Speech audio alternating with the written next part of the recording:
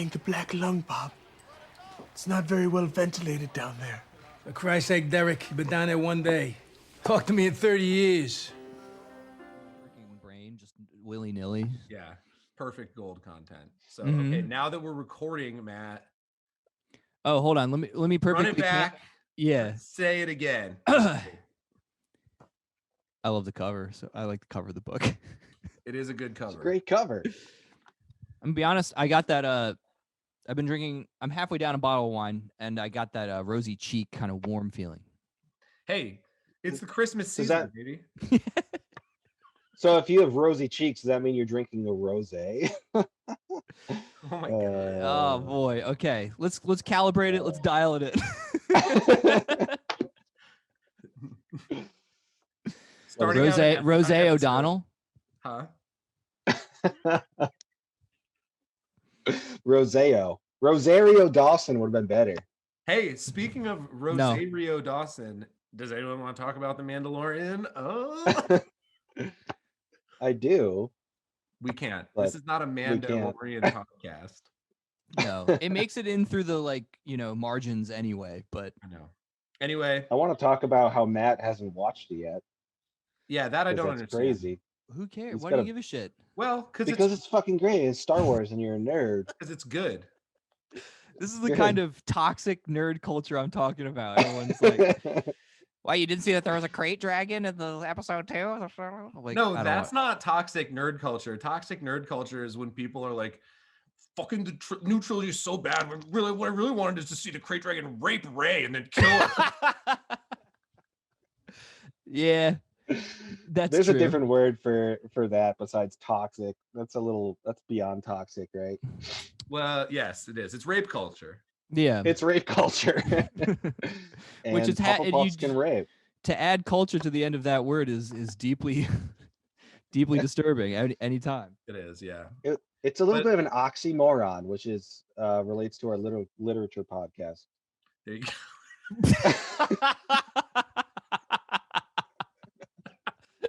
And that's why he's the segue king. Bada bing, bada boom. So, Paul, your choice, your introduction. Oh yes. Well, I chose the minor. Welcome to Spine Crackers. Spine Crackers. Crack. I chose the minor because I wanted to dive deeper into other Japanese writers besides Murakami. Go ahead. Your hand is up. Can we get, before we proceed, and we probably should have done this before we even started recording, can we get a norming standardization session on how we're going to say this gentleman's name? The author? Yes. I was saying Natsume Sōseki. That sounds pretty decent. Let's go with that. Natsume I don't know if Sōseki. that's right. It looks like the way I was saying it in my head was either Sōseki or Sōseki. Okay, I don't know why that made me laugh, but because this book is so sucky or something like that. Oh, was that foreshadowing? What? No, actually no. Okay. But good. I'm gonna go with Natsume Sōseki. I think that's right. Okay. I don't know what that little hard disagree, but I'll go with it. What is the line over the O? This is stuff I didn't expect this to be such a big issue, but yeah. It's recurring. We need to just keep, like, from now on, only review people whose names we can, like, just unproblematically pronounce. Just like Jim Ryan. Today, for the fifth week in a row, we have a book by Tom Clancy. I was literally just going to say Tom Clancy. Damn it. It's an easy name. Very American. Okay, anyway. Now that I'm sorry, Paul, go ahead. Why'd you... Well, now that I'm looking at the cover, I'm kind of thinking about the whole book now, but we should talk about that later. But wow. Well, it's making me think. I chose this book because I have only read Murakami and one other Japanese author, the guy who wrote the You Can Do It. What was that? The Box Man. Kobo Abe. Kobo Abe. So I just thought, let's stick with the theme of every once in a while reading a And- Japanese author. And Murakami is a friend of the podcast. Friend of the podcast, He is. Paul's Yep. Paul's favorite author. And He was on before we started recording. He was on, so we don't have that recording. Yeah, but he was here. technical glitch. Well, Yeah. Paul, I mean, first of all, Murakami wrote the foreword, right, to this book, and also, what was Yeah. the book you read that referenced this a couple times? Or doesn't he drop the name of this book in one of his own writings or stories? None of the books that I read were the ones that he dropped this book in. But after reading this book, the last book I read by Murakami was Killing Commendatore, and that actually had a lot of similar ideas of this book. But I actually didn't know Murakami knew of this guy before I picked this book. It was a surprise to me when I bought it, and at the very top it says Haruki Murakami. Sosuke is like What? kind of a big deal, right? He's one Yeah, of these like sort yeah. of literary elders of Japan. Yeah, I mean, he wrote this book in what, like 1908, and I didn't know that before I started reading it. But yeah, Murakami, the forward, I guess we should talk about the forward, but Murakami just absolutely is head over heels about this book, Well, in I think particular by him. And go ahead. no, I just think it's interesting that one of the things that apparently, yeah, like Sōseki is a really well-known like figure in Japan, but not so much in the States. There's like or in the West in general, but apparently even in Japan, this particular book is kind of like not necessarily maligned, but seen as just kind of like an odd one out in terms of his oeuvre. It doesn't really make sense. Yeah. It doesn't really. Yeah. It They tends keep to saying be, it's like non-representative, right, and It that tends to his be like, work would be cohesive if not for this. And they kept saying all this kind of stuff, like, oh, not to pun intended, it's his minor work or something right. like that. Oh, Yeah. Damn. so but maybe we can get into all that. But so, Paul, what is this book about? Well, it's basically about, I mean, I would say that it's like a scientist obviously goes underground and explores the depths of the earth. And sorry, I was gonna try to make a joke where it's just Journey to the Center of the Earth, but I couldn't get through it. I had a whole thing planned out. I failed instantly. No, this book is about like what, like a 19-year-old runaway who who is basically very suicidal. Okay,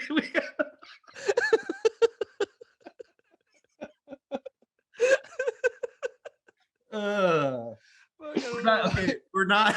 That was not. Suicide is not funny, but It's not funny. There's a hotline we got stuck on the journey to the center of the earth. with Will Ferrell. It's good shit, man. Okay. Listen, Shake it out. Shake it out. Fuck, oh yeah. Ugh. My plan was just to read the Wikipedia description of Journey to the Center of the Earth, but I couldn't get through it. Whew! All right, well, okay. So our main character is like a 19-year-old runaway, and he is from a wealthy family, and he wants to basically just like escape his life, his guilty, angsty life. And Matt, what are you laughing at? I don't know. I got the giggles, man. I'm sorry. I'm trying to do an freaking walkthrough right now. Fuck. Not right now. Come on. I mean, sorry. Natsume Yeah. Sōseki he's basically Jules Verne. This is a Jules Verne novel. Yes. Mhm. But okay, so he this kid runs away, and he's basically like, his plan is to basically just like commit suicide somewhere, I think, like just to die. He wants to he feels like embarrassed or guilt stricken for whatever reason, and he goes like up north towards the mountains, and he meets, I think he's like sitting in like a cafe or something, or just like a sushi bar, and he he meets a guy who basically like offers him a job. I think it's pretty early on in the book, and it's just Like like, right hey away. man, yeah, he's like, do you want to be a miner? You can be do you want to be a miner? It's pretty freaking cool.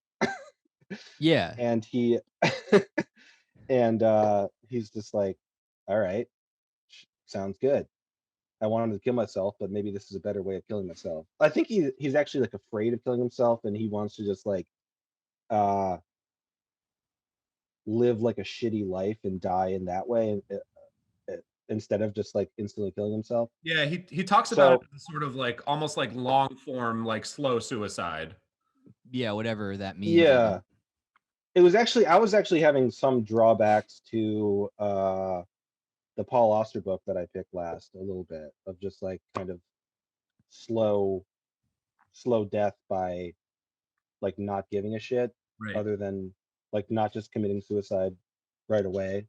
Well, the kind of trap of Gabe's even question of you relaying the plot, which is like kind of made very clear right away, is that the whole it's interesting reading the forward kind of completely reorganized my perspective on this thing, but I mean the point was that there's not a plot. There is literally the joke answer we've given a bunch, sort of things happening in sequence. Yeah. Yeah, And the raw number of actual events that takes place is like very small. It's like Yeah. I mean, really, like you could just he leaves home and we don't even see that. He's already left at the beginning of the story. He meets Chozo. He goes to the mine, meets a couple more people on the way, gets hired, gets a tour of the mine, and that's basically it. Like Right. sort of broad strokes, those are like all of the events that take place over the course of these like 230 pages or whatever it is. But and you also know, oh sorry, go ahead. I was just saying, I think the time frame is something like 2 days, and then in the last paragraph, 5 months, yes. and that's it. Yeah, and you also know pretty early on that he's going to quit the mine. I think it's in like the first 50 pages. He's like, and I also eventually quit my job at the mine. So you always knew that was coming too.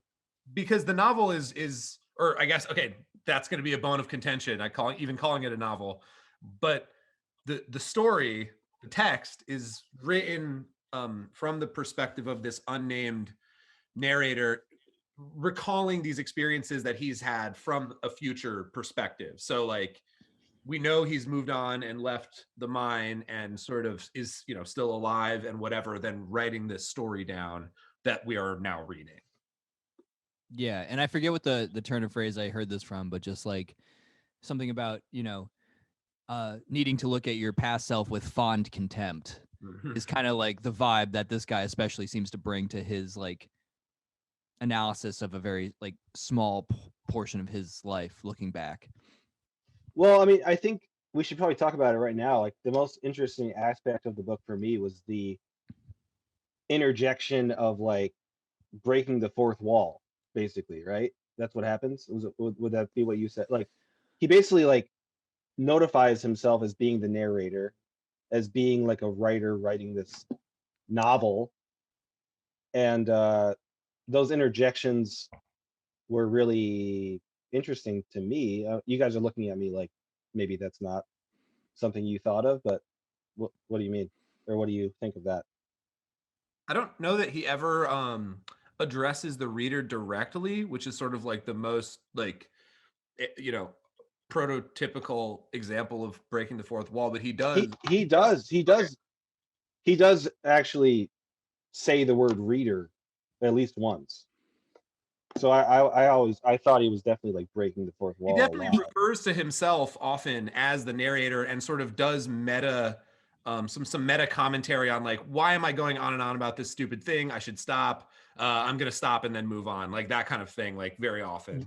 Yeah, Oh, well, I'm just gonna say there's definitely the awareness of a theoretical reader getting impatient with him for his predilections as a writer. So I guess maybe in that way, and he's Well, aware I of mean, non-novelistic qualities. I wish that I wish that I underlined it, but I'm pretty freaking certain that he does actually say like, I'm pretty sure you as a reader right now might be annoyed by what I'm saying about this at this moment.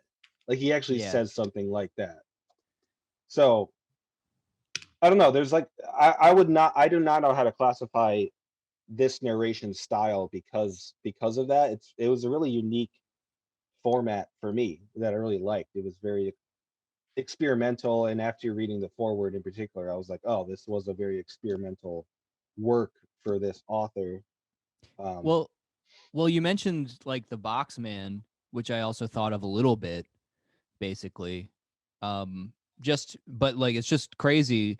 We had talked via text, just like how it did also kind of uh impress me that this was written basically in 1907, really. Uh, Me and Paul talked about that. Matt did not contribute to that conversation. whatever. Okay, No. well, whatever. You don't dredge that up. I too saw it. busy, too busy over the Thanksgiving holidays to respond. Look, But, well, all right. I'm agreeing now with that assessment that it's kind of impressive, like this, because in the box man, there's these very, I guess, developed techniques of kind of, I don't know, weird existentialist, semi-postmodern literature to create the sensation of this person's identity fluctuating and all this kind of stuff. But you can see the groundwork for that here a bit with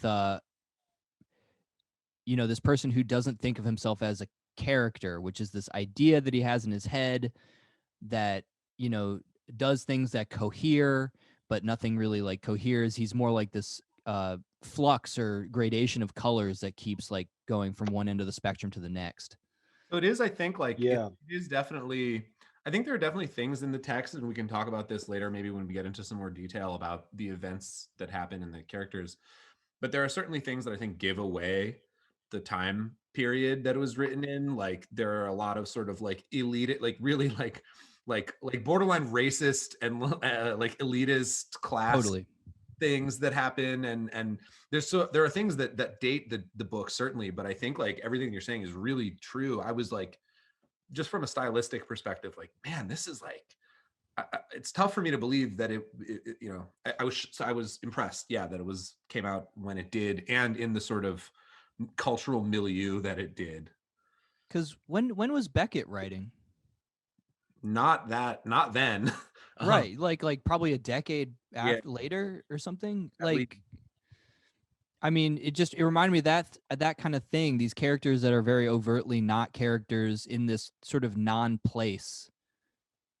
That's just like basically a dark room or something like abstract and weird. Like I got those vibes. Well, Yeah. aside from the actual like postmodern elements of it too, I just thought the writing style and the humor was very modern also. I was laughing out loud a lot in this book. I thought just the way Sosuke wrote scenes and dialogue was just like it was hilarious. And I was, even if it was written in like 1940, I would have been like, oh, that makes a little bit more sense. But the fact that it was written in 1908, I was just like, what? Is something lost in translation here? Maybe like is the translation like funnier than it really was? But I'd expect that it isn't. I have to say that I did not read the afterword. I read the foreword, but not the afterword. So I didn't read the Same. translators. Okay, I'm glad you didn't either. But Well, you guys are both officially off the show, Yeah. and for the rest of the episode. I'm glad you mentioned Beckett, Matt, and yeah, Beckett wasn't really writing until the 30s and 40s. Okay. He started writing in the 20s, but because more than anybody else, I mean, there was a lot of, in Murakami's foreword and in the translators afterward, there were a lot of other names sort of thrown around. But the one that I got more than anything else was absolutely Beckett, both in sort of style and sort of form, but also in some of the preoccupations in the text as well, are very kind of things that resonate with Beckett's work. Specifically, the one that jumped out to me was like one of Beckett's overriding interests is the sort of like the, you know, for lack of a better phrase, like the limits of the shit people can put up with, and like how like degraded and debased human experience can get before a person breaks. And that's like, to me, one of the sort of central concerns of this book as well, all the way from sort of the indignities that the main character goes through in the process of coming to the mine, and what he sees going on in terms of the sort of living and working conditions at the mine itself. And the reasons, yeah, and the reasons why sometimes he's suddenly like finds it ennobling to do something that previously he fucking hated or thought was disgusting are super interesting. And I've highlighted a bunch, but I'm not going to try and scroll through. But yeah, Yeah. and a lot of it has to do with this idea of like there being no central. I think it's important too, because like again, it's an adult of unknown age describing himself at 19, and it's like he's talking about how just fucking grub-like and malleable he was too, a little bit. He's like, this is not how I am anymore. But at the time, I was basically social tofu. I was just taking on whatever flavor the surrounding environment was like reflecting at me, and I was basically this sort of reactive thing with no core. So this is I did find a passage that I highlighted that made me think of Beckett. This is one of a few, but this is just the one that I happened on first. So this is for us, Paul. It's 157. I assume it's probably pretty close to that for you, Matt. But this is where he's talking about he's arrived at the mine, and he's in a, you know, one of these like essentially barracks where the mine workers live. I think they call them boilers in the book. And he's trying to find a like a blanket to sleep on, and they're all riddled with bed bugs. And so he says, in its equal applicability to both insects and humans, this is an attractive theory, the beauty of which would surely be pleasing to philosophers, but I myself don't subscribe to it. I would say that it's not a matter of the bugs acting out of restraint or surfeit, but rather a loss of sensitivity on the part of the human beings who are eaten by them entirely as a result of habit. The bugs go on eating as before, but the humans no longer mind. Of course, there is a significant difference between not feeling it when you are eaten and not feeling it when you are not eaten. But since, in effect, the two are indistinguishable, there can be little practical purpose in served in debating the point. So I'll stop. That is sad. As someone who's experienced bed bugs for real. Oof. Ooh, I didn't know you had that experience. That's I don't know how you would get acclimated. It's just an extra layer of just like, no way. But yeah, I mean, there were a lot of moments like that where like he just has this sort of like I don't know what the academic term is, Beckettian sort of like There we are. kind of like I can't go on, I'll go on moments. That sort of sense suffused the text for me. And this was even earlier. This is not as like developed because it's more towards the beginning. It's on 28 in the PDF, but for me, just novelists congratulate themselves on their creation of this kind of character or that kind of character, and readers pretend to talk knowingly about character, but all it amounts to is the same, or is that the writers are enjoying themselves writing lies, and the readers are enjoying themselves reading lies. In fact, there is no such thing as character, something fixed and final. And I was thinking about the fact that there's a lot of reference to psychology for something from 1907 in Japan. I know that like it was maybe a burgeoning science in like 1860, but I feel like it was still mostly in Europe. And I don't know. It feels like if Sōseki is maybe as someone of a quote unquote higher breeding and more elitist, maybe he was more plugged into like global cultural developments or something. But it feels like something kind of bleeding edge for the time. Well, he himself was a college professor, and then so he would have been kind of certainly in the upper crust of society, at least, not if not necessarily plugged into trends in psychology or anything like that, but yeah, but, potentially aware of that sort of thing for sure. I think that influenced his overall personality and his writing style too, maybe too, because I don't know, like he does seem so ahead of his time. It's hard to not believe that his education or just he was just like he seemed to be like on a different plane than a lot of people or a lot of writers in his generation, for sure. Well, I do claim ignorance to early 20th century Japanese writers. Same. I don't really know what was going on. Me either, but I have to claim ignorance for not knowing who Beckett is until I looked him up just now, and I'm like, oh yeah, I kind of know him, but I haven't read any Beckett. So He looks cool, right? Who? Beckett. He's cool looking. Chad. Yeah, he looks really fucking cool. Emaciated, cool Irish guy.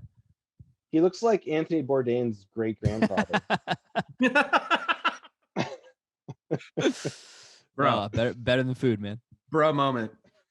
But I mean, Matt, I do think you hit on something important there, which is that part of a big chunk of this book is sort of he alternates back and forth between sort of narrating events and like these like extended periods of like either philosophical discussion, like sort of like these like debates on human nature and character and subjectivity, and like I wouldn't say it's like I wouldn't call this stream of consciousness per se, because it is like narrating events with some like subjective gloss on top of it.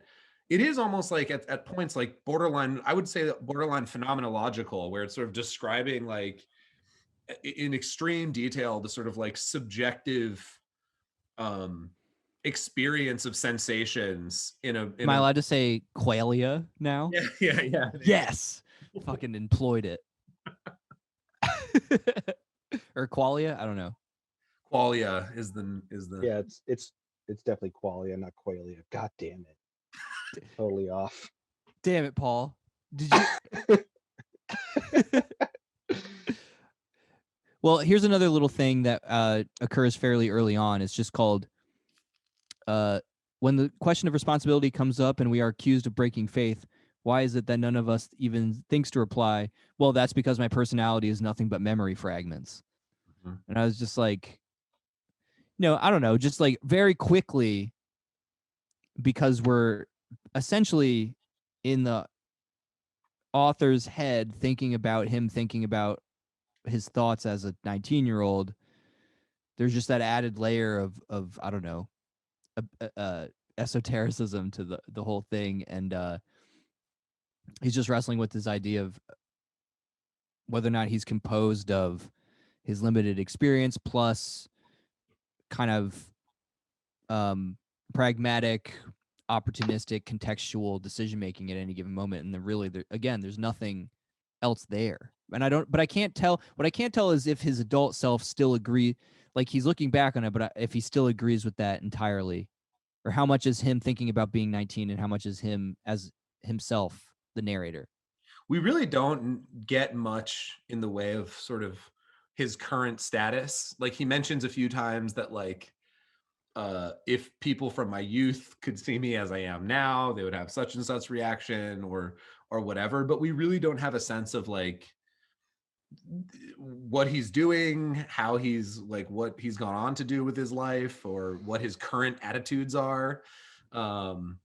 Because again, he's sort of just, it's this sort of phenomenological recounting of these experiences that he's had from his own memory. It's also hashtag relatable. Yes. Because it is. I mean, I kind of thought of this as like a little bit of a coming of age group, like novel. Like it was one of those reads where I was like, if I read this at the age of 20 or 19 when I read Catcher in the Rye, it probably would have been a good book in the cycle along with The Mountain Lion, which would have been at the top, obviously. But Mhm. I did have that sort of like, this would have been a lot more relatable, or it would have been a good thing to read at that age. But I still think because of the perspective of the narrator, it was still like really interesting to read now, and it doesn't solely make it a coming of age story alone. I actually like I don't think of it, not to start a debate this early, but I don't really see it as a coming of age story at all. And I think this is a point that even I think Murakami makes in the introduction, is that like this character effectively doesn't change at all from the beginning to the end of the story. Like he has like a Yeah. sort of new set of experiences, and he kind of goes through a couple cycles of like, I want to die, maybe I want to live, I want to die again. Uh, but like there's no, in a coming of age story, there's like some moment of transcendent realization, or like some moment of like crossing the barrier from youth to adulthood, something there's some moment that you cannot really go back from, that's changed you indelibly, and you just don't get this Well, from this story at all. well, I would agree that it doesn't, like, to classify something as a coming of age story, maybe it has to have those themes of change. But I'm just saying that, like, as a 19-year-old reader, if I read this, it would have been effective to me. Yeah. So I don't think a coming of age story necessarily has to have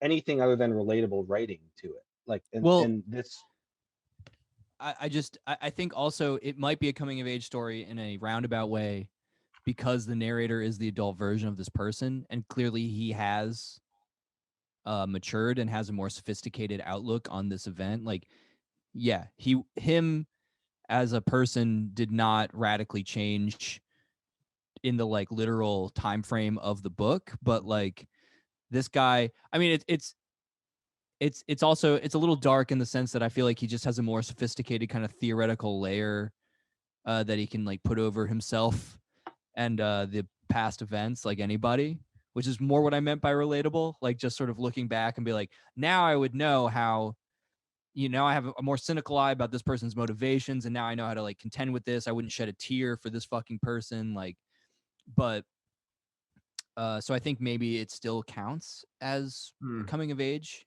just because the same person is telling the story who's the main character. Yeah, that's interesting. well, you have to kind of like fill in the gaps of how he grew up, right?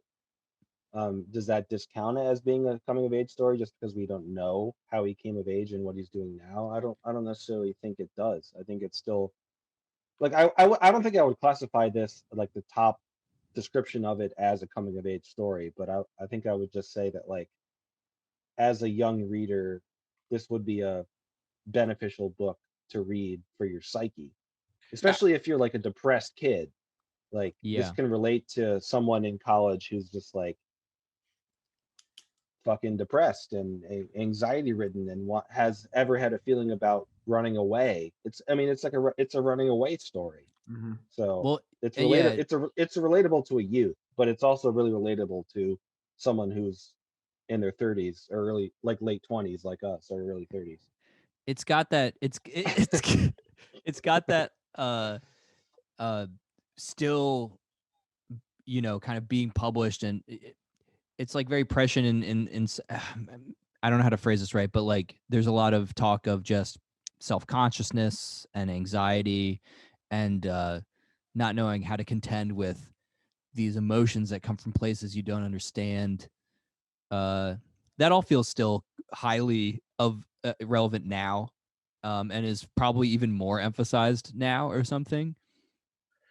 And I do think, thinking on it again, I agree with everything you guys have said. It definitely is sort of like would have been relevant in a different way, probably, to me had I read it at a different age. But I also think, and not to argue against myself here, I guess, but I do think that there is a sort of critical moment where something happens. I don't know if it rises to the level of coming of age or changing or whatever, but towards the end, and I don't know if we want to go through the plot in more detail, but essentially he's arrived at the mine and he's sort of begged the mine boss to hire him on, and the guy finally relents. You know, he's initially used to be like, you're too skinny, you've never actually worked in your life, you're a rich kid, blah blah blah, you're not going to make it here. And he's like, please come on, please please. So ultimately he's like, fine, you know, tomorrow morning go on a tour of the mine with this guy, they'll show you what's up, and if you make it through the day basically and want to keep working, then we'll talk about it. So he goes on the tour of the mine with this a sort of grizzled miner who's making fun of him and ribbing him the whole way, and like sort of purposely trying to lose him in this, you know, maze of the mine, which I thought, by the way, like just as an aside to the point I'm making, like I really felt that like the description of the mine was like, it was so oppressive and just dark and it really disturbing to me. Yes. Yeah. The Yeah. the palpability of the types of discomfort this character feels like. I felt so bad for this guy. Just the clay sodden rungs of the ladder he's trying not to slip off of, and the fucking cold. And like And I mentioned gradually bed bugs. walking through the tunnel that's like slowly filling with water up to like its hips, and like, He's like, is this normal? and so I really, that was the description of the mine was amazing. And also, okay, aside for the aside, it really reminded me of there's a collection of like really short, almost like microfiction, not microfictions, but very short prose pieces that Beckett published, called Fizzles is the collection that they're published in. They're very short, like a page, 2 pages. And one of them is about a guy sort of just groping around blindly in what seems like a wet cave, and that's like the whole thing. And it almost felt like it was that section of this book distilled down into like 20 lines, which is like Yes. really interesting. So just another Beckett connection there for me.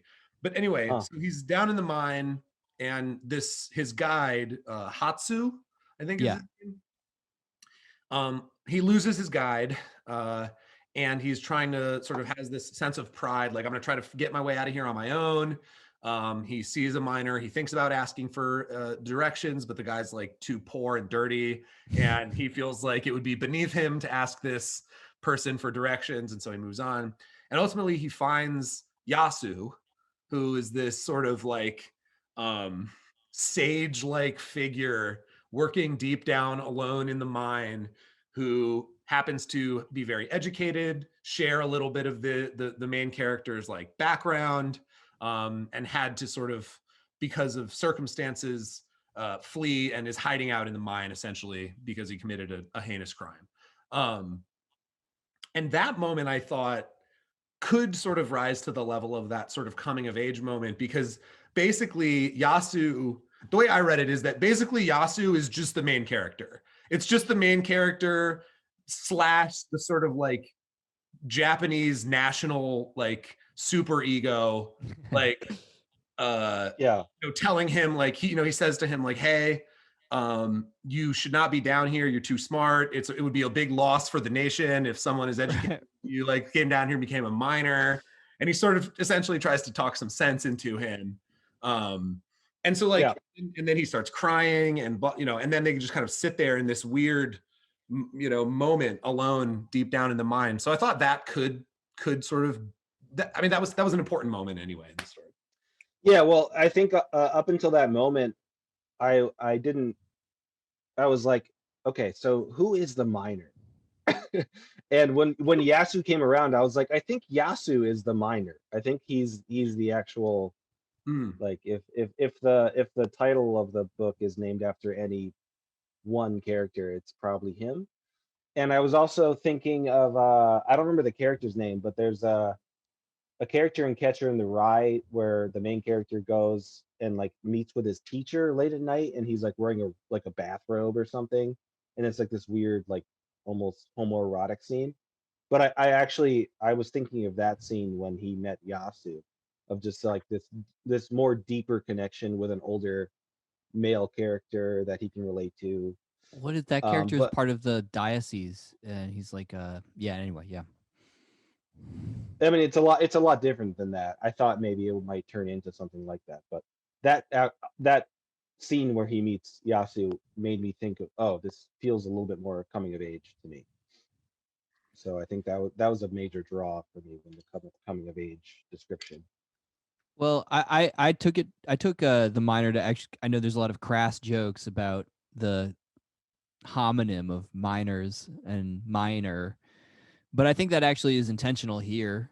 Would be my guess. That it still refers to the unnamed main character as somebody who at that point was still, a minor, incapable of like understanding their situation or having that nice little patina on them. Because I think it's significant. Like basically everyone's assessment of him that he meets, cruel or not, is correct. Like Right. they all get what they want out of him, or like understand that he's not gonna hack it or whatever. Everyone's kind of right. Everyone's indirectly kind of trying to teach him a lesson, and that is correct about, like, they know him. Because of course he doesn't actually ever become a minor. No. He's diagnosed with bronchitis and denied the role of minor, and he's just the mine bookkeeper for 5 months and then goes back to Tokyo. Yeah, he has Yeah. one tour. It's kind of shitty, and then he's like, you're sickly and rich. You need to not. Maybe you can count all the beans all the people eat when they get indebted to the company store, and that's what you could do. But I think you're right, Matt, and I think it's interesting to think about the minor thing there, because he says at one point, and there is a lot of that sort of like, yeah, he really is what most of the people accuse him of being, which is just naive and green and unable, like can't hack it and should probably just go home. And I mean, at one point he's talking about like, he's sort of talking about his own inability to understand like society and social forces, and just sort of like, he's like, I always thought that society was basically just like the total collection of people that live together in a certain place. And Right? Yeah. and like that's society. And and then he kills Batman. Yeah, he gets Joker-fied a little bit, for real. Anyway, yeah. So here's the actual passage. I did want to find it, but so he says, maybe because I was standing in his corner, I could not bring myself to believe that Yasu had committed a crime that made it necessary for him to run away. What I needed to believe was that society was at fault. Society had killed Yasu. But as I say, I did not even know what society was. I just assumed that society was people. And it made even less sense to me why people would have killed a good man like Yasu. And so it's sort of like, even in recalling his memories of that time, there's that naivete there. And we're joking about the Joker, but it does make it's still prescient. It's still shit that people are fucking discussing in earnest. You know what I mean? Like, He literally basically says we live in a society. we live in a society, and it makes some people mad when it treats them wrong. I mean, that's just literally what happens in this book. Yeah, and the other thing he really grapples with, and I won't try and find all the random little snippets I highlighted, but just like, he has a really tough time with contradictions or sort of untenable states of being, Yes. which, to be fair, is definitely a cause of a lot of neuroses and pain, psychic pain. But like, he's really starting to grapple with that for real in the story, I think, of just like how people can be two-faced, and how his mood can flip-flop so erratically, and he can believe one thing wholeheartedly and then another within the span of like a minute, which is something that's tough to, like you said, Paul, like, you're 19, like, that's something that, I mean, certainly bothered me at that age, like the inconsistency of myself and like what comprised, I guess, my like quote unquote personality, like all that stuff weighed really heavy on me for sure. Yeah, I mean, one thing I want to talk about too, this is such like a main character driven story, but he ends up at this mine with, I mean, the mine's huge. I don't think we talked about how big the mine is. Like, he ends up going into a barracks where he sleeps with the bed bugs with 10,000 human beings. Like, they're there's 10,000 of. It's a huge mine, and they like one thing he's promised by the guy who I forget the guy who Chozo. Chozo. He chose Chozo him, which is funny. Yeah. Follow at Bland Chosen on Twitter. Well, Chozo promises him like, listen, you want to be a miner? It's gonna be fucking great, dude. You're gonna make tons of money at this mine. You're gonna be. Yeah, he's like a military recruiter. Yeah, he's basically a military recruiter, and he recruits like two other young boys. And I thought the first like 50 pages when they're going to the mine were actually maybe my favorite part. We haven't really talked about that yet, but I loved all of that. But you know, this book is so much about this main character who's just like basically like a privileged runaway rich boy. But there's 10,000 other people in this book that are, they have a couple of pages of description where they're just like described as being like deathly, disturbingly, like disgusting looking because of the conditions that they live in. Essentially just And animals. Yes. yeah, he basically describes them as animals, but Which he has a also lot of describes class, which has a lot of class implications. it does, but it also the narrator also differentiates later that like his description of them at the time were like that was really wrong of him to say. So he does have some self-reflection on him describing them as animals. But nevertheless, like this story was interesting to me because it's like it's so heavily focused on this main character, but it does bring to life so much of a horrible cultural reality of the time that is also heavily described in the foreword. But yeah, I like the dichotomy of this one singular privileged character going in to have a life lesson or just like a life, I don't know, coming of age story, even though he didn't know that was what was happening, with all these other people that are having this life that they can't get out of. And it like kind of devalues his whole story to me. Just like whatever qualms you're having, it doesn't fucking matter because you could leave this mine at any time. You could leave right now and go back to daddy in Tokyo. It is But all these yeah. I mean, I do think it certainly is it falls into the category of what we might call today like, you know, poverty tourism or something, or like, you know, when the, you know, rich people just move, you know, get an Airbnb in a poor neighborhood for a night, just, you know, whatever it is. Yeah. And there is, I would argue there is a little bit of awareness of that in the text. At one point, Yasu, who you know, it's tempered because they are of the same sort of class originally, but Yasu has sort of abandoned it for various reasons. He says to him, you know, oh, I wish I had the privilege of like deciding to not show my face anywhere for even a day, you know. Yeah. I think Murakami, even in the foreword, he's obviously like critical of Sosuke for his position, but I would say he's overly critical just because of the same thing. I got the sense that the author was like aware of how this person came across, and he's very specifically supposed to be posh and soft 19-year-old fucking rich boy who Rich boy, bitch boy. feels a little fucking bitch boy, feels a little melancholy and wants to kill himself, and is just his decision to kill himself is constantly, he's eagerly taking any excuse not to. It's pretty clear. And like, Right.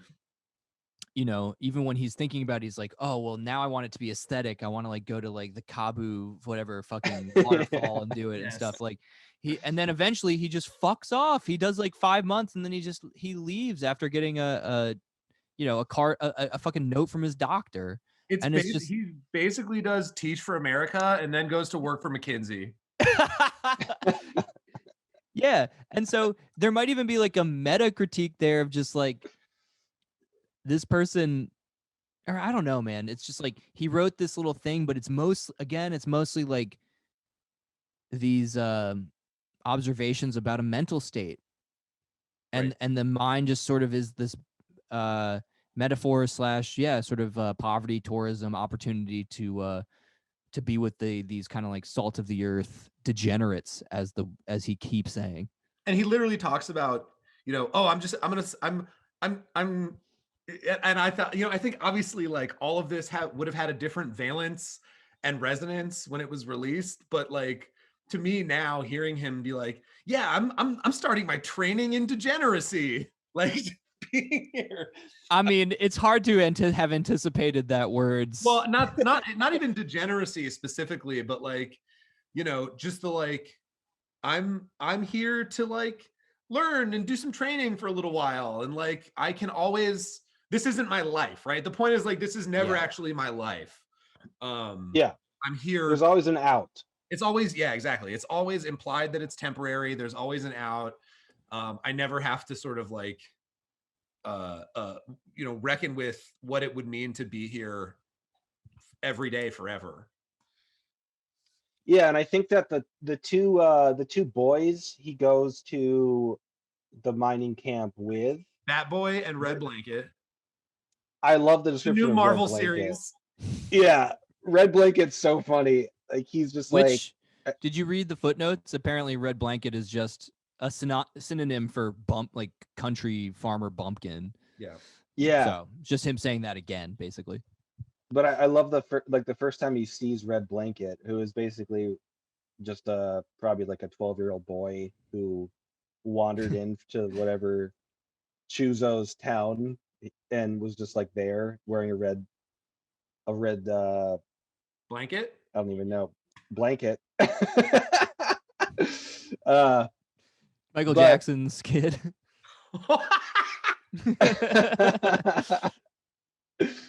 But I don't know how you guys felt about those two, like those first 50 pages where he's like traveling up the mountain with those guys. But I thought those were awesome. There was like some scary moments in there too, and some very humorous moments, but also you get a good description of these young kind of like mountainous boys, and you kind of later discover that you kind of later discover that these are the people that end up at the mine for life too. And Right. he has this disconnect with these people that are kind of around his age, where he's just like, I'm scared of these boys. I don't think I have anything in common with these boys. And it's kind of, projected into how he is at the mine too. He's like, there's no way he's going to be one of these people like for a long period of time. Like there's no way. There's a huge disconnect in class. Yep. And also the way the book is set up, I liked that too. And I think part of that was because what you start to feel maybe a bit is this sense of a narrative maybe developing, where you're like, okay, this person wanders out of the mist in a sort of endlessly repeating sequence of trees in this forest, and now boom, an event. He meets this fucking guy in a tea house and goes toe to toe with him eating fried manju or whatever. And then like you're like, and now he's got a goal. And like, yeah. So that's like the first time you get hooked with like an event, and like you're like, all right, maybe this is a novel. And then Sōsuke is still like, nah, man, this character, this isn't a character. This is like you're never gonna see him again. Yeah, like he clearly says that when they leave the picture, like Chuzo, Red Blanket, and the other boy, they end up like going to another aspect of the mining community, and Chuzo's just like out of the picture. He's gonna be like back trying to recruit people. Yeah, he got his headhunter's fee and he's gone. Yeah, and Sōsuke clearly says like, and that was the last time I saw them. I never saw them again. So you're like, he makes a meta narrative comment on the novel, the book itself. So this is on 116, Paul. This is when at the end there, he says, talking about Red Blanket and the Bat Boy. Once Chozo took them off, I never heard from them again. I never once ran into them in the mine. What a strange business. I had fallen in with the Red Blanket who had come flying out of the eatery, and with the boy who had suddenly materialized on the dusky mountainside. We had led and followed each other through the summer night and slept together beneath the dilapidated thatched roof, finally reaching our aimed-for boiler after another half day in the clouds, only to have the Red Blanket and the boy suddenly disappear into nothingness. At this rate, my book will never turn into a novel. Yeah, I underlined that too. And so it's so self-aware, and it's so, I mean, I would say like one of the other major concerns, major themes of the book is this question of writing and novelization and character, and this sort of like, you know, and I think that probably is that probably has a lot to do with the circumstances uh, uh, in which the book was written, which was basically uh, Soseki had to like take over for another novelist who couldn't write a serialized novel for a magazine, and had to like slap this together out of some notes he had taken from interviewing a minor boy, and turn it into a story. Yeah, it could be one of these necessity mother of invention deals Mm-hmm. for sure. And it definitely like rewired my thinking about it when I heard that that was the case, because it does kind of turn it less into a highly intentional exercise, or less intentional, but still, you know, like, oh, I found an escape hatch to an issue for a job and a deadline. Right. But you know, that doesn't detract from what you know was created out of it, but still. And I think we should probably talk a little bit about the kind of like historical, cultural context of it, right? Like this is all written in and around the time where there was a huge like copper mine riot in the country, where like 700 people were arrested, and they used dynamite on like the boss's houses outside the mine, which is fucking Sick. badass. Yeah, No one was killed. I'm not endorsing assassination. that's right. No one was. I'm not endorsing assassination or even killing your boss at this time on this podcast. But this was a huge sort of political and cultural moment where there were these huge copper mines, specifically the one that Murakami thinks this story is based on, which is the Ashio copper mine. And that's where the riot was, and this was a big sort of political thing in the country. And I think it's interesting that it's that aspect of it is never explicitly explicitly touched on in the actual text. It's all very subjective. It's all very about the character, and the sort of wider political context is like at best like hinted at. Well, I wonder what the publication was. I would like to know more about the publication he was writing this story for as well, because I feel like that's once you go into context and stuff like that, it's like I wonder what they would have felt about that. You know, I've heard plenty of horror stories about journalists and stuff, you know, and they're kind of pulling punches based on what might be a funding problem or whatnot. Well, I like the thought experiment of how Sosuke potentially thought of the whole rioting and everything, because Murakami basically says that he believes he was kind of an elitist, upper echelon, like professor at a college that didn't really care about these people. I think, right? And he basically says that in basically a summary. But you can't read the descriptions of the miners by Sosuke in this novel without coming to some political conclusion, at least a hinted at political conclusion, that like this kind of lifestyle and this kind of way people live is horrendous and horrible. Even if Sosuke's like main idea for writing this was solely based on the main character's like experience, you still get that experience from the other people, even if it wasn't intentionally written by him. You know, if that wasn't his intention, you still get that. Yeah, you I don't get know. I think that there's like it's you know, from a contemporary standpoint, there's less identification than you would want, but there's certainly empathy, I would say. yeah, And there's totally empathy. Yeah. and even the stuff that's like sort of emphasized as being an example of cruelty with the miners and their kind of like callousness towards all things delicate in life and stuff, was when, you know, when they there's a dying character named Kin who clearly has black lung or consumption or whatever classic miner's ailment there is. And he's gonna croak soon. And there's this thing called a jangle, which is essentially a funeral procession where they bang pots and pans and stuff. Which I And they're think like, is the best name for a funeral ever. A jangle. it's pretty sick. But they were like, but there's a little scene because the main character is at this point like kind of it's his first night in the boiler and he's observing everybody, and the Kin is gonna die, and all the miners are just like hearing this funeral procession, and they're like, "Yo, Kin, you probably gonna want to look at this." And they Yeah, like drag- Kin, watch drag- this. Watch Yeah. this jangle, Kin. Yo, this is gonna be you soon, homie. And Watch like, this jangle. but there's also a scene afterward or preceding where like they're discussing the afterlife earnestly, and I think these are meant to occur in rapid succession, and I don't think they're meant to just be examples of ignorance or like I don't think they're meant to be jokes altogether. It feels like it's these kind of it's showing these people empathetically to the extent that Sosuke is able to, kind of grappling with the same issues and having humanity essentially.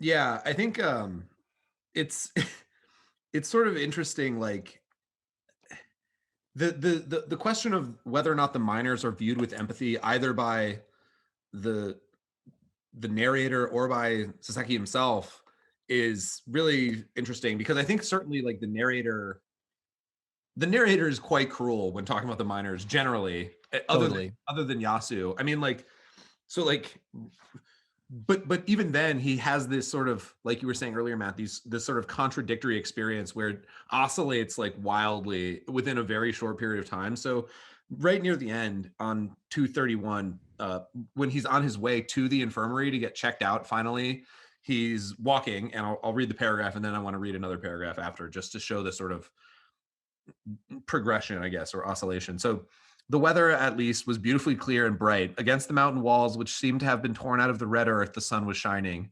Saturated with 2 days of rain, the earth in the eastern sun evidenced no signs of drying out. Instead, it was absorbing all the rays the sun could give it. The showy scene was tempered by the moist softness within. Viewed from between one boiler and the next, the mountains below thickly overlay one another in a burst of blue. The wind had died. The air felt a good 15 degrees warmer than the night before. By the side of the road, a single dandelion was in flower, its lovely color almost wasted here. This, too, was more than the savages deserved. And that's pretty, that's pretty dark. But then That's really dark. but then he goes to the doctor, who essentially the doctor accuses him of being essentially a social sponge and leeching off of his parents and society, and then tells him he has bronchitis and says fuck off. And then on his way back, he sort of has one of these like whiplash moments when thinking about himself and the miners. He says, I came upon the dandelion I had noticed on my way down. Before, its color had struck me as too beautiful for this place, but now it made no impression on me at all. I stood there a while looking at it and wondering why it had seemed so beautiful, but still it was not beautiful. Then I started walking again, climbing the gradual slope. I naturally turned my face upward. As always, there were miners looking down at me from the barracks, chin on hand. Their faces, which on the way down had filled me with such loathing, now seemed like clay dolls' heads. They were not ugly, not frightening, not hateful. They were just faces, as the face of the most beautiful woman in Japan is just a face. And I was exactly like these men, a human being of flesh and bone, entirely ordinary and entirely meaningless. And oh man, that's hell yeah. Yeah. Well, That's there's good also shit. just a more ground. I'm just now going through highlights, but like there was this other thing that felt more in line with the more concrete kind of like societal, I don't know, analysis and the inheritance of expectation and stuff, where it's like, so the experience of entering middle school had led me to believe that you couldn't be hired, even as a minor, without following the appropriate procedures. I had been assuming that some personal referee or guarantor or somebody would have to place his seal on some kind of document, and that when that time came, I would ask Chozo to do it for me, which is like earlier on when he's just kind of like surprised at how easy it was for him to get like stamped and approved to just go fucking be a laborer. But Yeah. I don't know. There are enough of these moments of just naivety where he's not aware of how complicated some things are and how basic and brutally simple other things are. Yeah, well, I think that really points to his naivety in the beginning. I mean, he's so young and naive and like lost and emotionally lost that he can't even like grasp the foundation of like how the world of a miner works. Like he can't even grasp that like it doesn't matter. They're trying to get anyone to be a fucking miner. You Right. could They're it throwing doesn't bodies matter. at this problem. It's literally a matter of Yeah, bodies. They're just like, yeah, you don't have to have a interview at all. It's just like, do you want to be a miner? I really wish you got the information about where this person ended up though. I I do feel that lack. Like I don't know. I It's kind don't of actually, you know what it reminds me of is when we were reading, we didn't do an episode, but when you were reading Kafka on the Shore, like we don't know what the fuck again, Murakami again. I haven't finished that. I haven't finished that. Spoiler Or So don't alert. give me no, I'm sorry. Norwegian Wood. I'm sorry. oh Uh Norwegian Wood. Okay. same structure where it's a little bit where it's like a young person grasping his way through his early years as told partially by the adult version of themselves doing at this point something you never find out what it is. Yeah, well, yeah, I thought about that. I think that That's a good point. because Murakami is obviously influenced by Natsume Sōseki, I think that like I was trying to grasp like how he is, and I think it's he likes to take out like giant holes in the story, like Sōseki did in this book, like huge holes relieved from the plot. I think that Murakami's books tend to have a lot more plot than this book, but there are still giant holes missing that I think he might have been influenced by Sōseki because of this book. Like I'm just going to take out a huge whole thing that you wish you could know about, and I'm not going to tell you. And I actually like that about Murakami, and I like that about this book too. I actually don't mind too much that we know next to nothing about where the main character ends up, what he does after the mine. I think it's actually like it'll keep me it'll keep my mind occupied for a long time thinking like what the hell did he do afterwards. But I also like the idea of where like it doesn't fucking matter what he did. He's a rich boy from Tokyo. What doesn't matter. He did something successful because his dad was rich. It doesn't fucking matter. You know, You don't that's even know why if that's true. It's my assumption and he's clearly matured to the point where he's like I'm cringing basically at myself and these Right. mistakes, but like but you he know, also there's also like a big section, not a big section, but a couple pages where he talks about like how he's become arrogant and that it's okay to be arrogant. I think remember that? Remember those passages where he's just like, no. yeah, he blatantly says that like in my older age I have become arrogant and I think it's okay to be arrogant, and I feel like when I was younger I was afraid of that, but I feel totally different than my younger self now, and now I'm just confident and arrogant. I think And I think hmm, my, there's a lot of I think what seems like to be dancing around the edges is the question of agency a little bit, or how much of yourself is ever intentionally doing anything or you know these things about consciousness and behavior or whatever. I'm not in a position right now to like go into a discussion of consciousness or something. I don't really know. I do know that there was a lot of imagery of him being a robot or some sort of automata. Um, Well, he again, does get into this whole sort of situation with Chozo at the very beginning, like in a very kind of almost like an inverse Bartleby situation where like Chozo's like, hey man, like, do you want to come get a job as a miner? And his reply is, I don't mind. Yeah, whatever. And he says that like 2 or 3 times to different things Chozo asks him if he wants to do. And it's sort of like this, like, he is kind of like swept along by forces that are alien to himself for a good chunk of the story. Yeah. Here, there's a random okay. Savages who are more machine than human, but more animal than machine. Yeah. I that's almost confusing to me. That sounds like a math equation. Yeah. It's like, who do you want to sit with on the bus? Yeah, so I just I have yet to witness an act of flattery that managed to work as well as sheer good luck. Like These are just all random things, some of which I agree with, but it's just, yeah, it's more just like you as this creature.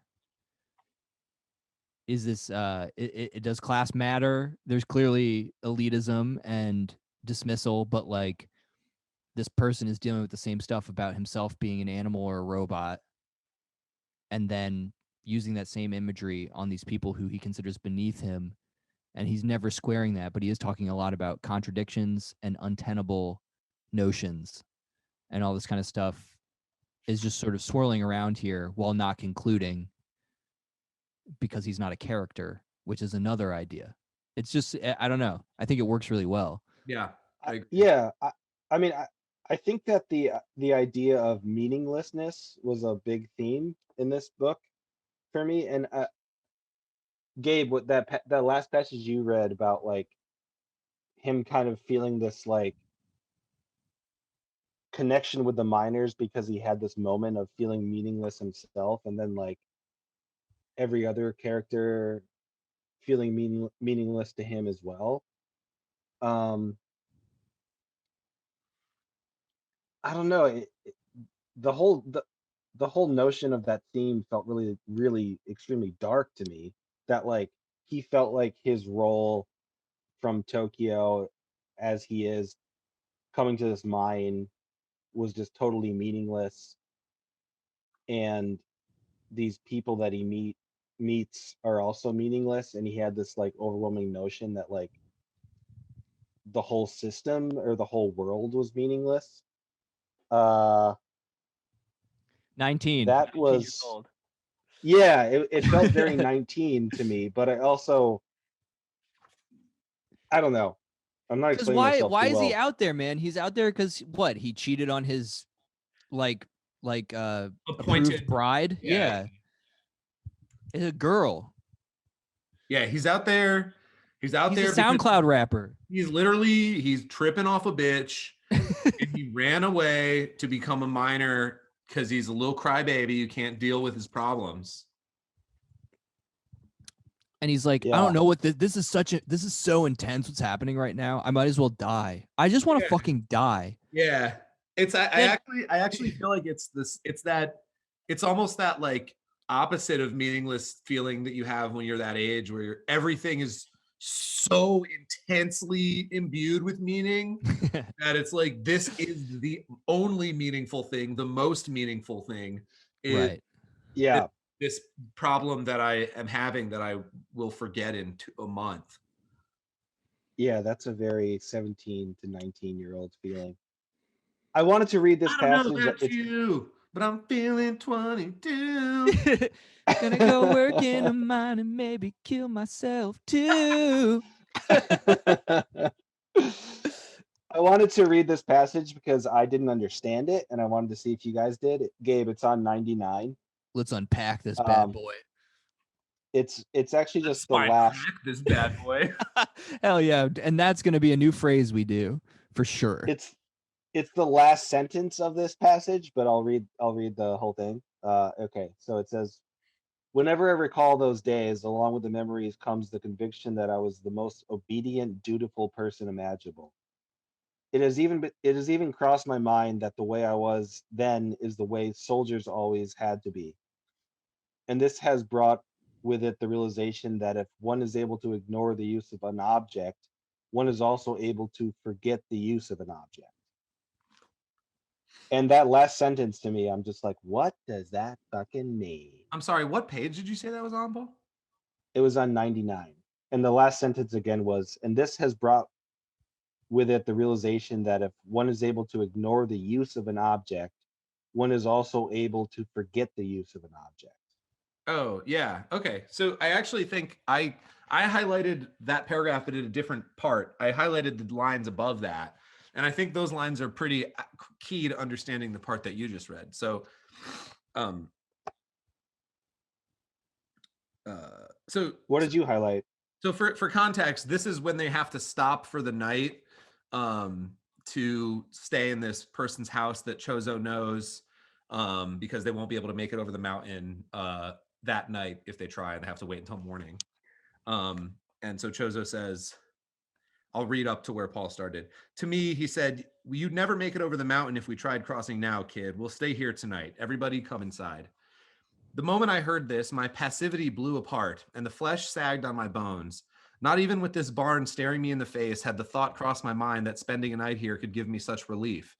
We had found a place to rest, but I was probably still too passive to even think of resting. This goes to show that human beings are the easiest things there are to control. They'll take the most outlandish orders with profound respect, and far from putting up a fuss, they'll thank you for them. The reason I highlighted that is because that's another sort of Beckett moment where that's exactly the type of thing Beckett believes and writes about all the time. But I think what he's talking about, Paul, is like he's literally just taking orders from Chozo without really thinking about it, and this whole question about use is like,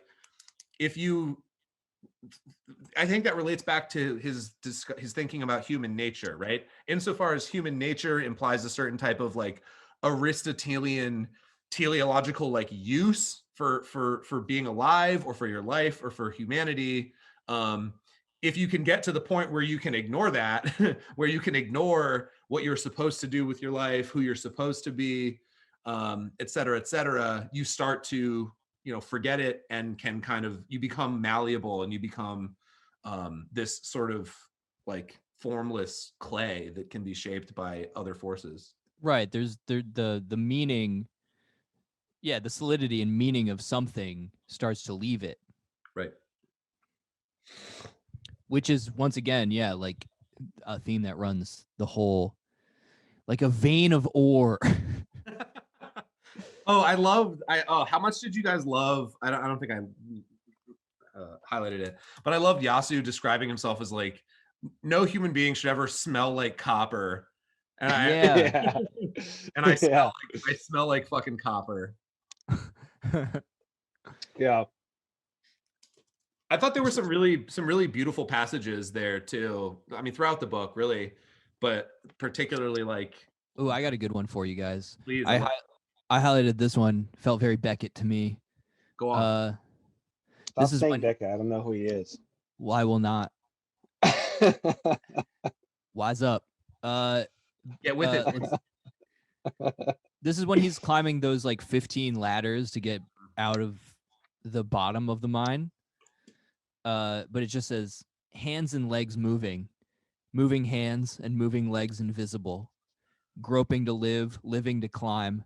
To climb was to, or to live was to climb was to live, and still the ladders were there above me. that yes. I was like, so good. That's so Beckett. And sick. So I just like, yeah.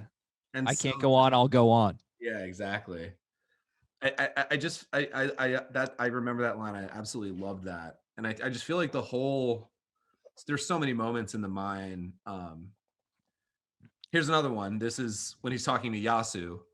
And I felt like the whole vibe describing the mine and like the far off, like dim lights and clanking of like workers, like that you can vaguely hear in the Bohemian Rhapsody music video, like faces coming out of the dark. I'm just like, oh my God, is this Dark Souls? Is this Dead Town or whatever that skeleton village is? Yeah, I'm pretty sure Yasu is a Dark Souls NPC. Yeah. Okay, so he says, then from the neighboring worksite there came the clanging sound of ore being chipped from the rock. Thinking back on it now, I wish I had learned exactly how many feet beneath the surface of the earth lay this place in which Yasu and I faced each other without speaking. Such chance encounters are rare enough in a big city, but almost impossible in the depths of a mine. To think that there could be a stage far down in a sunless hole where two men, forgotten by the world, by other men, by history, and even by the sun, were bestowing sacred teachings and shedding precious tears. Surely no one could know this but the men themselves who sat cross-legged upon the earth, gazing wordlessly at each other. Like, love it. It's a vibe. Yeah. It is a vibe. But also that whole encounter with Yasu, I was just thinking like, what a fucking magnificently tedious venture you took into this mine to have a connection with another person who was a little bit older than you that was having struggles in their life. Like you could have met Yasu like the equivalent in a coffee shop in Tokyo, but you had this connection with this upper echelon miner in this mine, and he was the one miner that you had a connection with. The Could rest of you the have? miners are the rest of the miners are bullshit, nothing animal people. But this one miner was the one that taught you a lesson. I don't know. I thought like Disagree. it was like an interesting chance encounter, but like I just kept thinking like you're going to the ends of the earth, dude, to have this meaningful connection about your life. But you end up going back to Tokyo 5 months later anyway, and you have a normal life. Like, what did this whole story mean to your existence, really? You got to have Did it that change? visceral. You got to do it.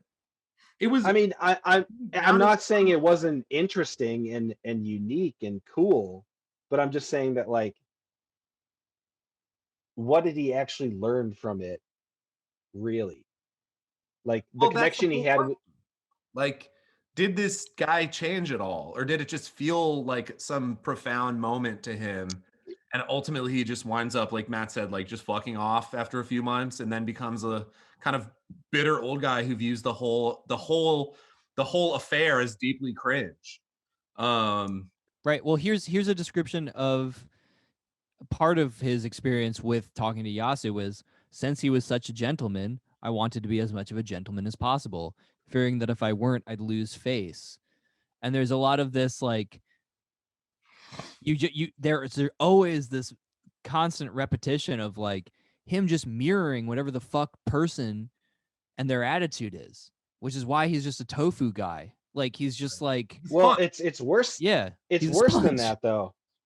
It's worse than that though, because he mirrors people that he finds like should be equal to him or should be mirrored. No, Because when he interacts with the miners, he like doesn't really respect them. how is He that? doesn't want to mirror them. It's worse than mirroring. He doesn't even give them the benefit of the doubt to mirror them.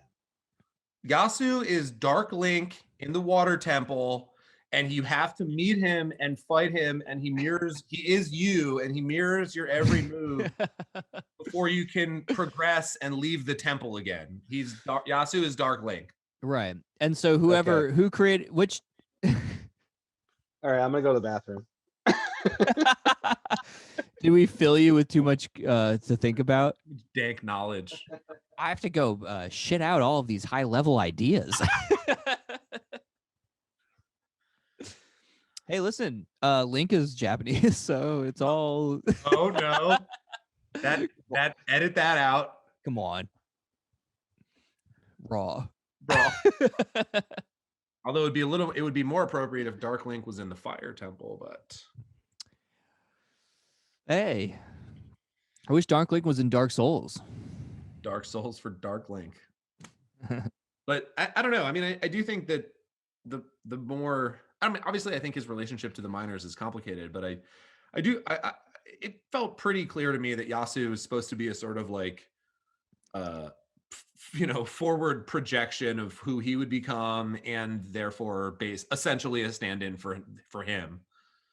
Yeah, I don't think I just the leeway I was giving it was more just like this is how a 19-year-old rich kid would react Totally. in his first encounter with people not in that echelon of society. Right. And I was giving more of the benefit of the doubt of like, he's inhabiting this character, but you know, I don't know enough about the author to be like, you know, this is completely out of the ordinary for him, or this is a cheeky way for him to get these social critiques off, especially in some sort of magazine that's maybe a little more conservative, or for the learned upper echelons of Tokyo as well.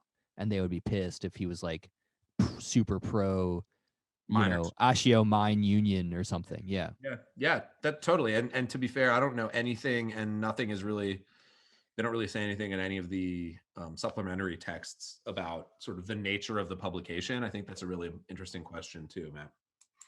And also, we just keep, like we said, it's just I've read nothing else, and everyone's just like, this is not representative Well, which is of, funny because of what he writes. That's now twice on this podcast that I've read a notable author, and the first book that I've read of theirs has been like one that everyone's like, that's not it. Like when we read Norwegian Wood, I was like, this is not what I expected from what I know about Murakami. And Paul, I know you were like, no. Yeah. And then Fuck. and then apparently this is the sort of same thing where this book is not it's ignored even by people who study him academically, basically.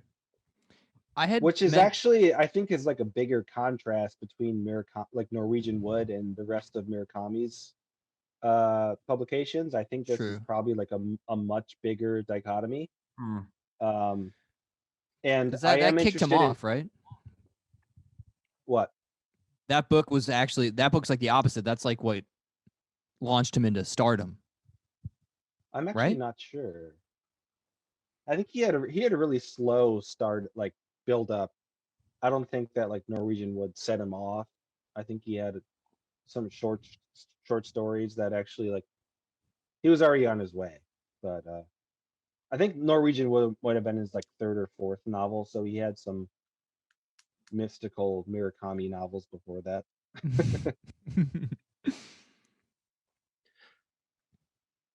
What else? The question to end all questions. I thought, I mean, one thing that I just thought I would note is that I was reading, and I know, you know, being the only person on this podcast that does my homework, I read the Whoa, okay. Why are we just going to slide that shit in there? I don't believe that. You guys are amazing. But I did read the afterword. God. I did read the afterword, and he makes a comment that the book is he uses the phrase worthless as travel literature. And I actually don't agree with that, because I thought because he's like, oh, it only gives us a little mini glimpse of the miners and blah, blah, blah. And it's more about the internal, you know, psychological stuff. And I don't know if I agree with that, because I agree with what you were saying earlier, Paul, which is that the whole sort of lead up through the, you know, hiking up the mountain past these sort of provincial like towns and these you know, I thought that the description of the fog was very evocative, and like, I don't know, I really, really enjoyed that first third of the book. Yeah, me too. So I agree with you. I actually think that overall I really love this book, but I do think that like I didn't expect it to go where it ended up.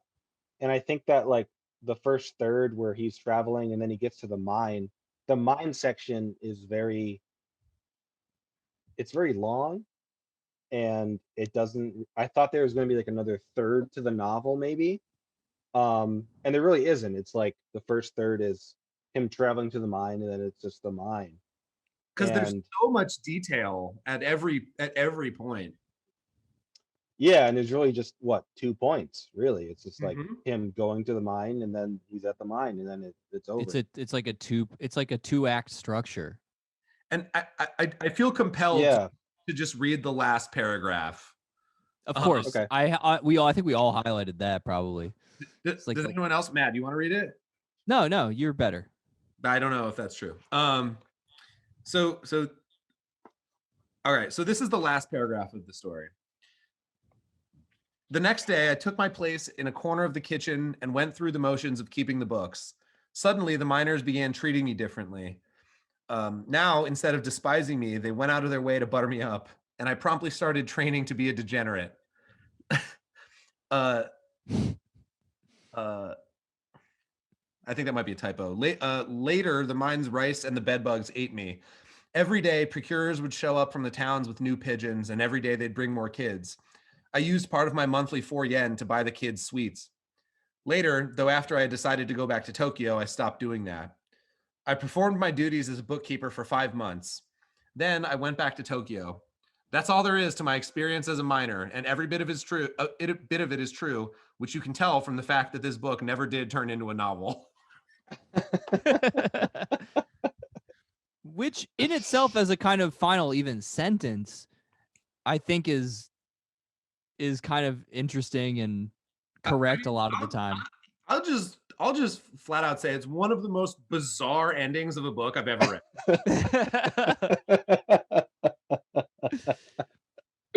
Hell yeah. Again, I'm a little conflicted about constantly referencing Murakami's foreword, but like he did kind of describe this thing which it anticipated, which was for lack of a better word, the postmodern novel, right? And like the pleasure of you know, like an ending inferred through a lack of an ending or something like that. Like I forget how he describes it, like a desiccated pleasure or like a hungry yeah, I don't know. But I did find it to be accurate to like how I felt by the end. It's also funny that just thinking about it now, Matt, thinking about this theme of sort of like contradiction and sort of trying to sort of live within contradiction and make sense of contradiction. That last sentence is almost a sort of performative contradiction in and of itself, right? It's like it's almost one of those. It's like the Magritte pipe painting. It's like the final sentence of your novel is "This is not a novel." Right. Yeah. Yeah. So I thought it was really effective from that perspective too. Well, there's something said that I highlighted, but like just mostly he starts to become self-aware even of his own suicidal tendencies. And I thought it was really funny in a dark way where he was just like, I'm starting to suspect that the ideal situation for me would be to die and come back to life over and over again. Yes. And I was like, that is also a vibe, my friend. That was same. That was relatable. Yeah. And that's what the ending of the whole book also feels like a bit. Right. Yes. Like both states of being and unbeing are equally valid, and I wish I could encompass the entirety of that ad infinitum, but no. And I think the sort of like, there's a basic kind of like bummer reading, which, I think Murakami entertains in the introduction and then sort of dismisses, which is that like, he just wasn't happy with it and almost like didn't want it to be counted as one of his novels. And so Right. was like engaging in this sort of performative disavowal throughout the text. But I think less a novel than an assignment, basically. Yes. So, but I find it more interesting and fulfilling to think of it in the other ways. Yeah. I mean, nothing is overall, in this case, literally. that's why I don't do any research about them.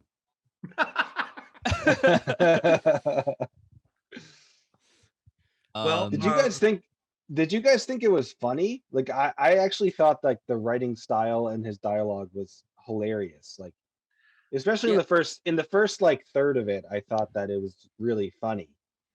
Almost as funny as I Serve the King of England. I thought it had a similar vibe of just like bouncing with the dialogue that it made me laugh like a lot. Like he kind of like poked fun of himself during the writing too. I don't know. I was laughing a lot. I just wanted to know if you guys thought it was as funny as I did. I thought it was hilarious.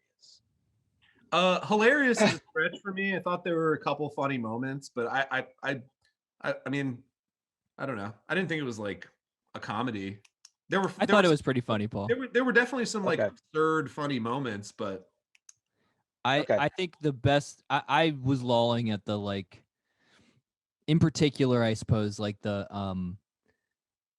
the 180s and about faces that this guy does as a 19-year-old, unsure of their own identity by like just the shit where like he eats a million rancid fried manjus because, and then suddenly he wants to be like the supreme gentleman with like Yatsu and stuff. It's just like all of these kind of whiplash inducing changes of character based on whoever he's dealing with, I thought were really fun, like funny and humorously rendered, and also let me still true.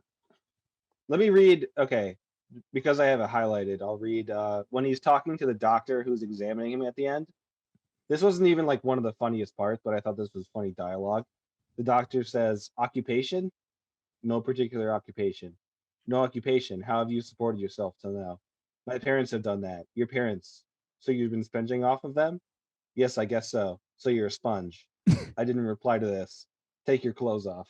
I just thought that was funny, like a funny interaction. And there are like plenty of those just like dry humor interactions throughout the book that I just thought were really, really funny. I did think of I served the King of England just for that one part, just because not that this book had the same scene, but just laughing at when they the Nazi doctor is hefting his penis with a stick. Yeah. And Yes. it's just like hell yeah, Pivotal scene in that book. physical, so dehumanizing. Yeah, that's Yeah. true. That's why I don't All have right. one in 10 years. Yeah, that's why I'll never go to a doctor, dude. And I'm Yeah. actually a fucking Christian Scientist. If I had if I had cancer down there, I would know. So you know. What?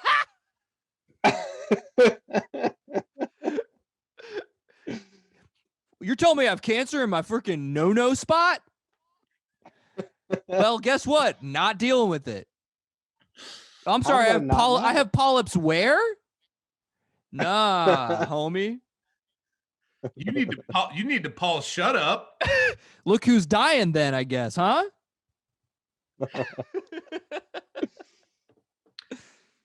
Should we move into our well-known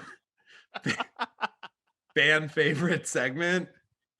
Yeah, I mean, let's they've do been it. clamoring for at least I mean, 30 minutes.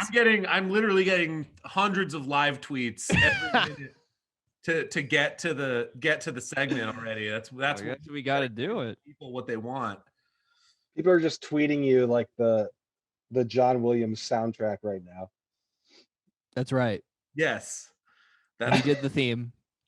He did. That was a reference to Harry Potter. Wait, are we talking about Star Wars? He did both. So okay, He did both. So, And Jurassic Park. and Jurassic Park. Yeah. So Find you a man who could do 3. Which also relates to this movie, because like we didn't talk about how the Not a miner movie. he discovered dinosaurs down in the mines, which also relates to Oh yeah, I forgot. I highlighted a sentence, which is, what is this? A triceratops? yeah, I mean, Jules Verne. Sōseki is the Japanese Jules Verne. Let's be real. I mean, okay, so I personally liked the part where they opened the mummy sarcophagus and Brendan Fraser came out.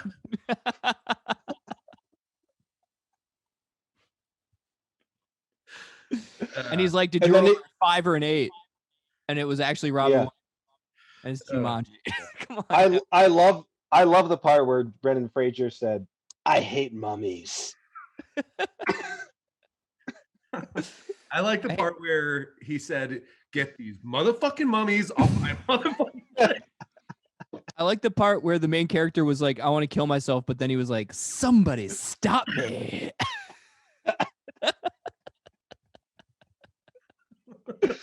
That was it. There, yeah. So which motherfucking house is this guy, do you think? So well, yeah, this is we've entered the segment, which is called "We Literally Just Read Another Book," wherein we indulge our favorite pastime, which is From our assigning favorite non-problematic author, and we talk about non-problematic, totally fine, Non-problematic.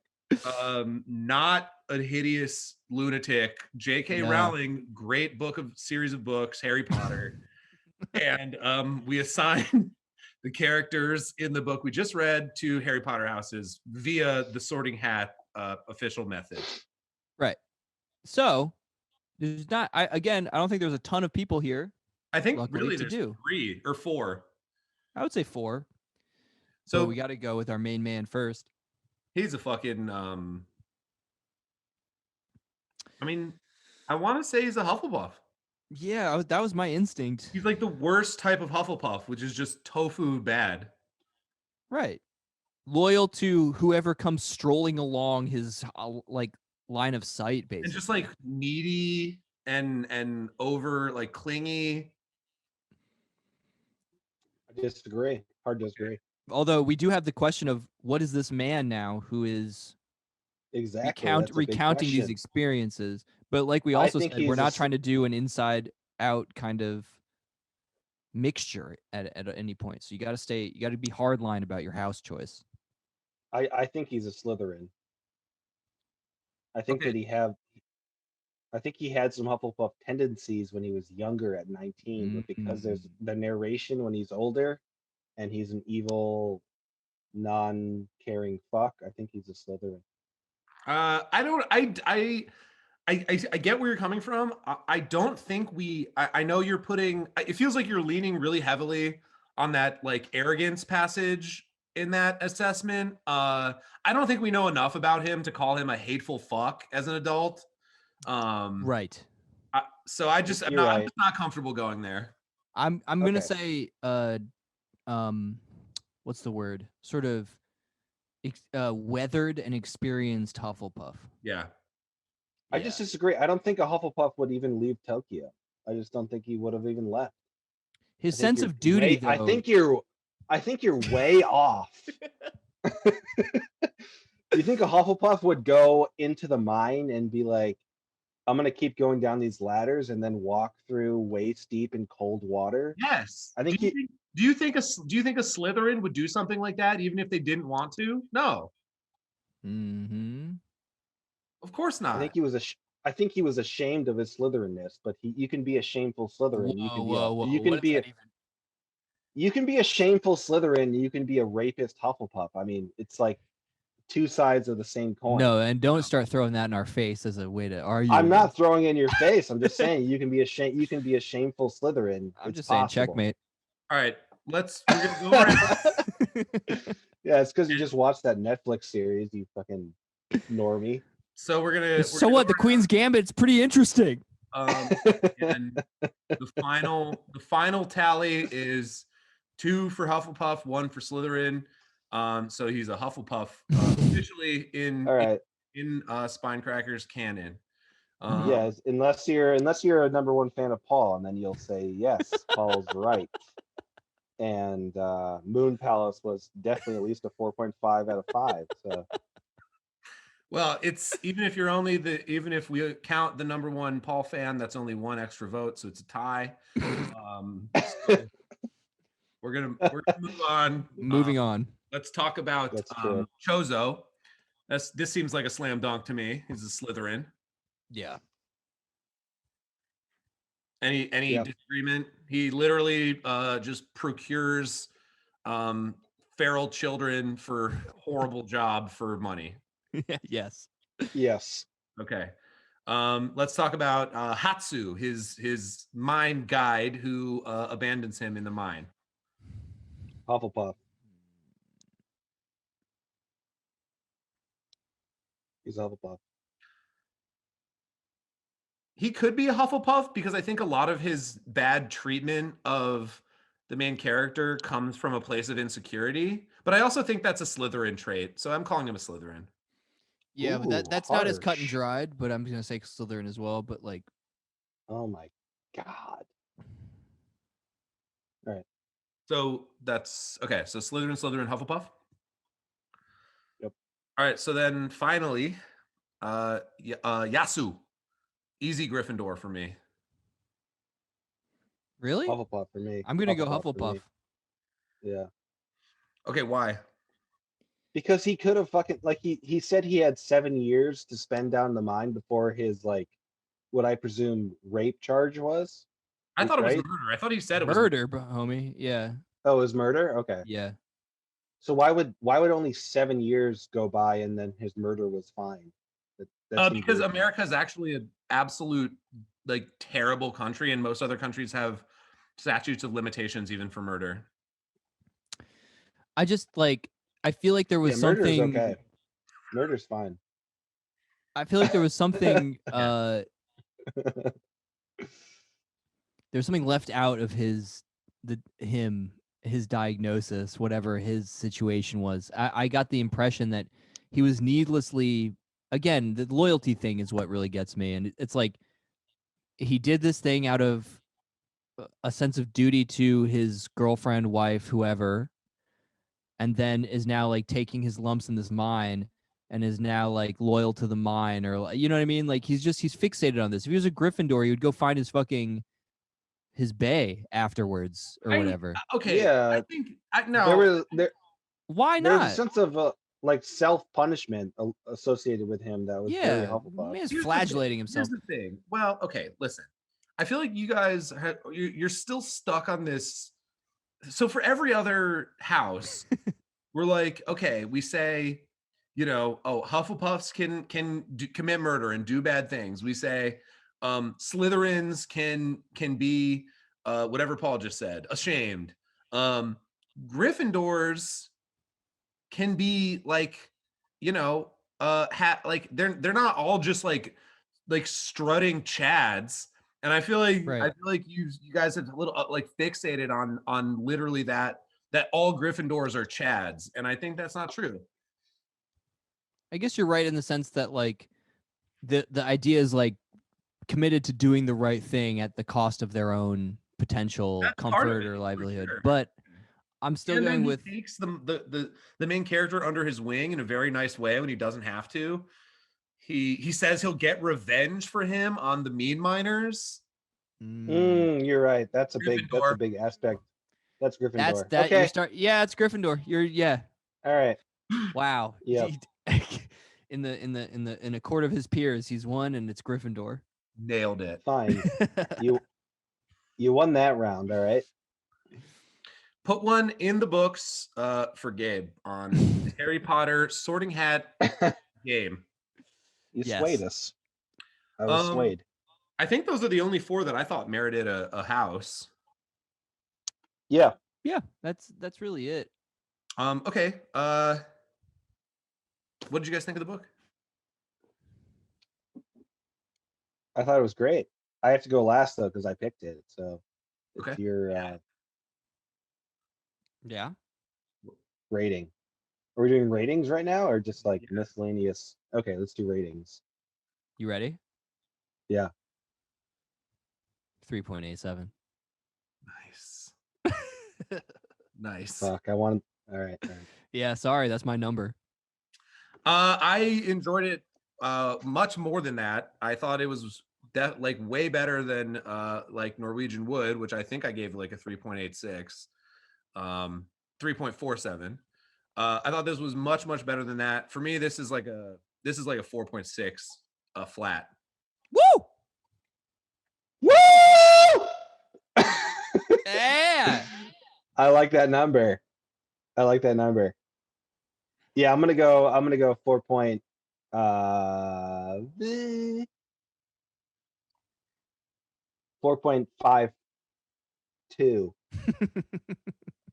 All right, so Yeah. let's okay, I gotta go around one more time. Matt said 3.87. Yes, sir. Paul, I said 4.6 flat. Paul said Can you just make it a 3.9 even? Sure. Paul, and you said 4 Yeah, but- point what? 5.2. Okay. Good book. I really enjoyed it. I thought it was just very good. Yeah, good book, man. I had a great time reading it. If it was such a good book, why didn't you break 4? I'm trying. just I'm overthinking the ratings now. Was it not like there was too much of a main character? There wasn't enough like boring drawl for you? There was Wait, there was no Nazi literature in there. There There you was go, no you got it. Nazism. Yes. Yeah, that's what there it was is. no latent Yes. Nazism. Yeah. there And you'll was, find even that had there a- was a lot of degeneracy. degenerate and discourse and like genetic elitism though, and You'd class think I That would is really true. antagonism. So if someone had like a mustache and no beard, like a small mustache, would you have said that like So you you're would trying have to liked say it more? you're trying to say Hitler, or you're just doing Hitler. And floppy No, hair. yeah. Yeah.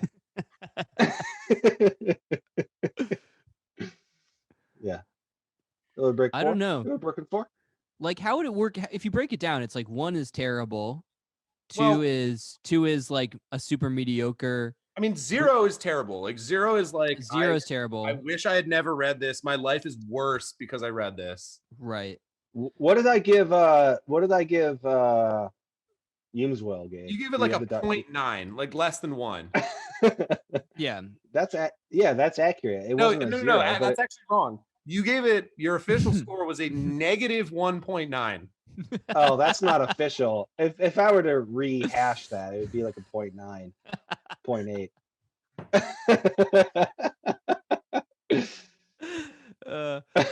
So okay, so 1 is bad then.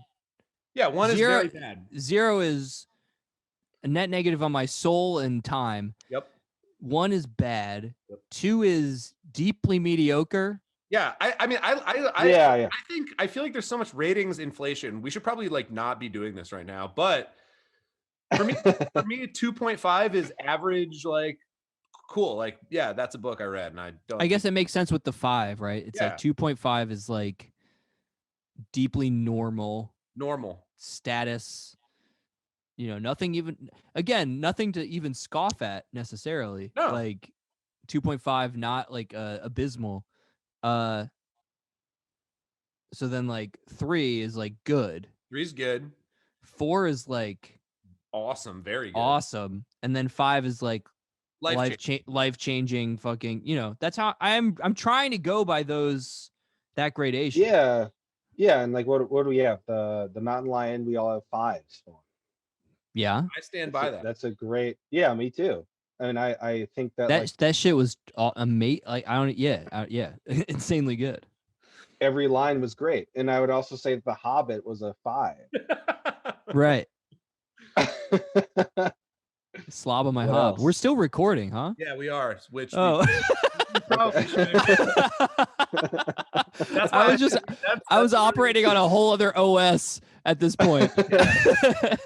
Anyway, bye guys. Thanks for listening. Bye. Love you. Bye. Bye.